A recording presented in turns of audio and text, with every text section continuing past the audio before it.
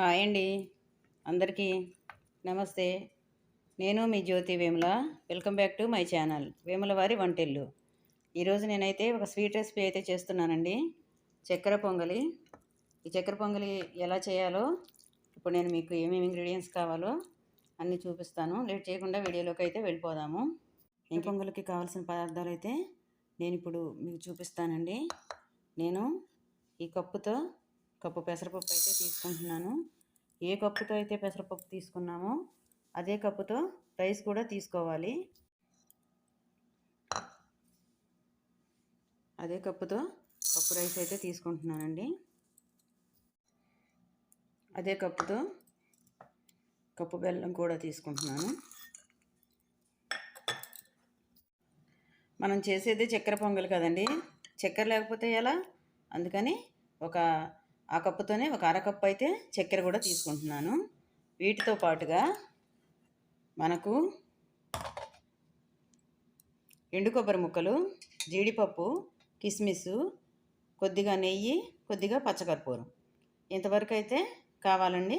ఇంకా లేట్ చేయకుండా ముందుగా కళాయి పెట్టుకొని పెసరపప్పు రైస్ అయితే వేయించుకుందాము. ప్రాసెస్లోకి అయితే వెళ్ళిపోదాము. ప్రాసెస్లోకి వెళ్ళే ముందు అయితే ఒక మాట ఫ్రెండ్స్, మీరు ఈరోజే ఫస్ట్ సారిగా నా వీడియో చూస్తున్నట్టయితే నా వీడియోకి లైక్ చేయండి. ఓకే ఫ్రెండ్స్, ఇప్పుడు స్టవ్ వెలిగించుకొని కళాయి పెట్టి ఫస్ట్ అయితే మనము ఈ పెసరపప్పుని సన్న మంట మీద వేయించుకుందాము.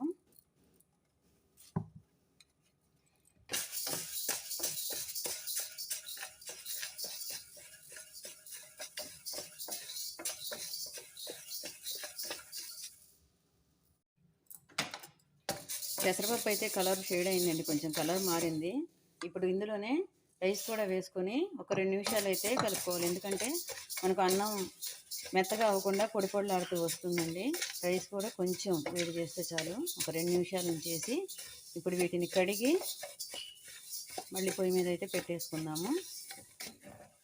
ఓకే అండి, వేగాయి. పప్పు అయితే ఎర్రగా వేగిపోయింది. ఇప్పుడు మనం వీటిని కడిగేసి వేరే బౌల్కి అయితే ఎసరు పెట్టేసుకుందాము. ఓకే అండి, మనం రైసు పప్పు అయితే కడిగేసుకున్నాము. ఇప్పుడు మనం ఏ కప్పుతో అయితే రైసు పప్పు తీసుకున్నామో అదే కప్పుతో 4 కప్పులు వాటర్ అయితే వేసుకుంటున్నానండి.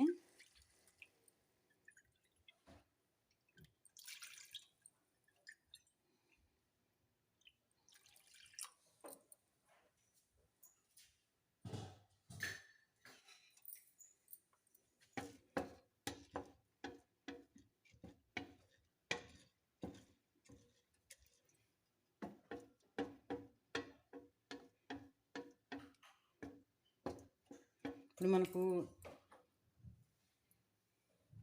ఈ రైసు ముద్దగా అవ్వకుండా పొడి పొడిగా రావడానికి కొంచెం అంటే కొంచెం నెయ్యి అయితే వేసుకుంటున్నాను. ఇప్పుడు మూత పెట్టి రైస్ అయితే ఉడకబెట్టుకుందాము.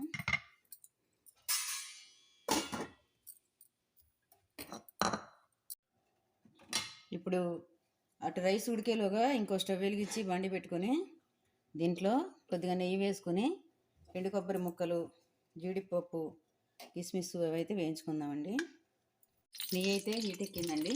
ఇప్పుడు దీనిలో కొబ్బరి ముక్కలు అయితే వేసుకుందాము. ఇది ఎప్పుడైనా సరే అప్పటికప్పుడు మనకి స్వీట్ తినాలనిపించినా, లేదంటే ఏదన్నా ఫెస్టివల్ సీజన్లో ప్రసాదాలకి దేవుడికి ప్రసాదం పెట్టేలా నైవేద్యం కింద చేసుకోవాలన్నా కూడా సింపుల్గా అయితే చేసేసుకోవచ్చండి. హైరాణ పడే పని లేకుండా నిదానంగా సింపుల్గా ఇంట్లో ఉన్న వస్తువులతోనే చకచకా అయితే చేసేసుకోవచ్చు. కొబ్బరి ముక్కలు అయితే వేగాయండి. ఇప్పుడు ఇందులో కిస్మిస్ వేసుకుంటున్నాను. స్టవ్ అయితే బంద్ చేశానండి. ఈ ఆయిల్ హీట్ సరిపోద్ది. కిస్మిస్తో పాటు ఇది ఫ్రైడ్ జీడిపప్పు ఆల్రెడీ ఫ్రై చేసింది కాబట్టి ఎక్కువ టైం అయితే పట్టదు. ఇంకా నేను స్టవ్ మీద నుంచి అయితే దించేసుకుంటున్నాను. మన రైస్ అయితే మొత్తం దగ్గరకు వచ్చేసిందండి. అన్నము పప్పు మెత్తగా అయితే ఉడికిపోయింది చూడండి. ఇప్పుడు ఇందులో మనము బెల్లం వేసుకుందామండి.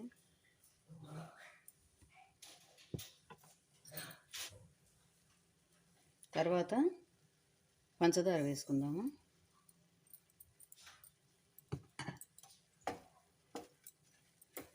నేను ఎప్పుడు చేసుకునే స్టైల్లో అయితే నేను చేస్తానండి. కొంతమంది పాకం బట్టి పోసుకుంటారు, కానీ నేను ఎప్పుడు మాత్రం ఎట్లానే చేస్తాను. నేను చేసుకునే విధంగానే నేనైతే చేసి చూపిస్తున్నాను. ఈ పంచదార బెల్లం బాగా కలిసి ఈ రైస్ మొత్తానికి పట్టాలి.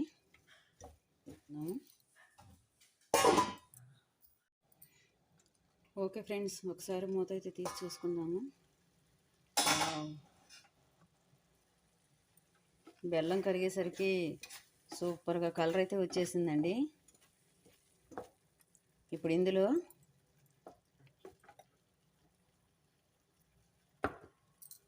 యాలకుల పొడి వేసుకుందామండి.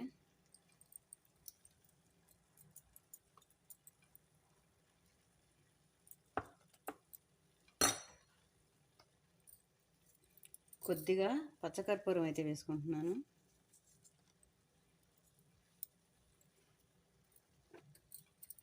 మనం వేయించి పక్కన పెట్టుకున్నాం కదండి ఎండు కొబ్బరి, జీడిపప్పు, కిస్మిస్. దీంట్లోనే నేను ఇందాక తీసినప్పుడు నెయ్యి బౌల్లో వేసానండి. ఇందులో ఆల్రెడీ నెయ్యి కూడా ఉంది, ఇంకా నేను ఎక్స్ట్రా నెయ్యి అయితే వేయట్లేదు.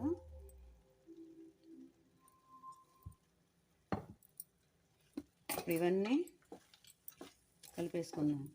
చూసారా అంత కలర్ఫుల్గా సూపర్ డూపర్గా కమ్మటి నెయ్యి స్మెల్ అయితే వస్తుందండి. మీరు కూడా చేసుకొని తినండి. ఫెస్టివల్ సీజన్లో దేవుడికి నైవేద్యం పెట్టడానికైనా, ఇంట్లో చేసుకోవడానికైనా అప్పటికప్పుడు తినచ్చు. ఇంకా మనం స్టవ్ అయితే ఆపేసుకుందామండి. డిష్ అవుట్ చేసేసుకుందాము.